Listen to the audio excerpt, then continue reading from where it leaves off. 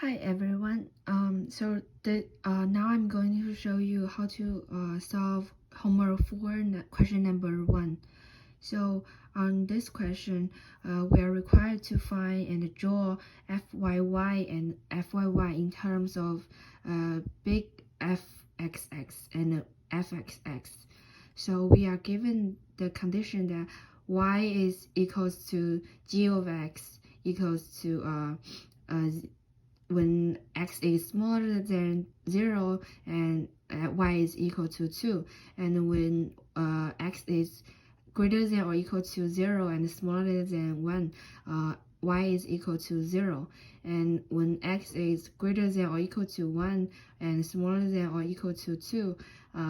y is equal to negative x plus 1, and when x greater than 2,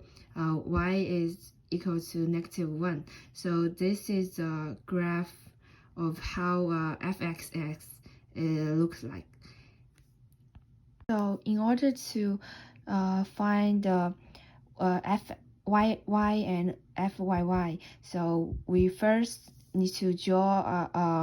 the graph for g of x, and when x is smaller than 0 and g of x is equal to 2, so the graph should be like this. And when x is greater than or equal to 0 and less than 1, so the y is equal to 0. So on this part, y is equal to 0, and then you plug in when x is greater than 1 and smaller than or equal to 2, you plug in for x, and you get when x is equal to 1, and then you get it's 0, and then it goes decreasing, and then it will equal to 1. The y will equal to negative 1, and then for x is greater than 2, the y is equal to negative 1. So the graph will be like this. And then after you draw for the g of x, you know the y is, when y is greater than or equal to negative 1 and smaller than 1, and then we know the fyy is equal to 0 when y is smaller than negative 1, and if the y is greater than 1, you plug in and you get fyy is equal to 1. So since we know the equation fyy is equal to fxx divided by the derivative of g of x, and it should be equal to fx1 minus 1 over the absolute value of negative 1, and you get fyy is equal to fx1 minus y. So when y equals 2, that means that's the probability of when y equals 2 should be equal to fx 0, because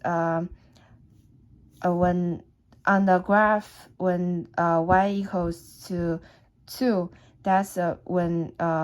the probability of x equals to 0. And when y equals to 0, and that should be the probability of y equals to 0, and that means when x equal to 0 and when f equals to 1, y will equal to 0. So it should be equal to fx1 minus fx0. And when y equals to negative 1, the probability that equals to the probability of y equals to negative 1, and you find out the probability of x greater than 2, the y will equal to negative 1. So that should be equal to 1 minus fx2. So you get fyy is equal to 1 minus fx2 and y plus 1 when y equals to -1, and fx of 1 minus 1 when y is greater than -1 and smaller than 0. And when for y equal to 0, f of y is equal to fx1 minus fx0 on y, and y equal to for y equal to 2, f of y is equal to fx0 and y minus 2, and otherwise the f of y will equal to 0. You already know the fxx looks like this, and you based on this the f of y, you can draw that the graph of f of y should be equal to should be look like this, and you plug in for y and you get the x. And we also know that f of y is equal to when the probability of y is greater than or equal to y is equal to the probability of when x is greater than or equal to 1 minus y when for y is greater than or equal to -1 and smaller than 0. And so and then you get f of y should be equal to 1 minus the probability of x is smaller than or equal to 1 minus 1, and that should be equal to 1 minus so the probability of x is greater smaller than or equal to 1 minus 1 should be fx 1 minus 1. So that means f of y equals to 1 minus fx 1 minus 1, 1 minus y. So now you get f of y equal to 0 when y is smaller than -1, and f of y equal to 1 minus fx 1 minus y when y is greater than or equal to -1 and smaller than 0, and when f of y equals to 1 minus